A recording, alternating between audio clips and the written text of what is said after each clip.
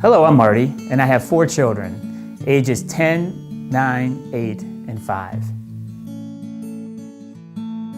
Well, to be honest, it's a real challenge, but we've been in a pretty good routine recently. We've been using David Helm's Big Picture Family Devotional, and it's been really helpful for us. The kids take turn reading the passage, and we work on our memory verse and answer the question in the devotional. Just this week, we learned that God takes the first step in rescuing a rebellious world, and we memorized Genesis 12, 1 through 3. Yeah, it's a lot harder than it should be to get the Bible in front of my kids regularly.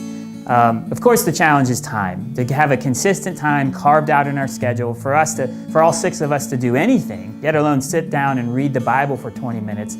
That's really hard. And the other challenge has been that our kids are so different developmentally that we want to make the Bible reading engaging for our older kids and still accessible for our younger kids. So that's been tough. Yeah, you'd think a seminary-trained pastor like myself wouldn't need much help, right? I've been trained and experienced in helping people understand the Bible, but I do need help. It's hard. And so that's why I'm really excited about John Nielsen's new book, Bible Reading with Your Kids. It's a short, engaging, and clear book on why we should read the Bible with our children, why we should persevere in that, but also give some practical tips on how to go about that. It's so helpful when John reminded me in the early chapters that we need to persevere in this task of getting the Bible in front of our children because this is the normal means by which God calls out sinful people. In this case, my beloved children. He calls them out through the reading and hearing of His Word. But it's not just giving me a good motivation to do that, it's also giving me practical advice on how to go about reading the Bible. Just a few weeks ago when I read the book, he gave a really helpful piece of advice that changed our Bible reading immediately. It was straightforward and obvious, but I needed to hear it.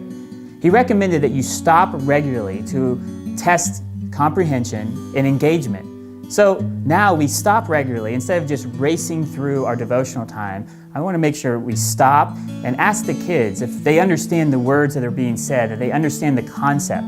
And many times it's simply that they didn't understand the word and we just explain what the word means and they really start to comprehend it. That was so helpful and so useful for our time and really appreciative of that tip. I really love this book because it not just encourages me to read the Bible with my family, it doesn't replace the Bible. It puts the Bible in its proper space in the center of our family devotional.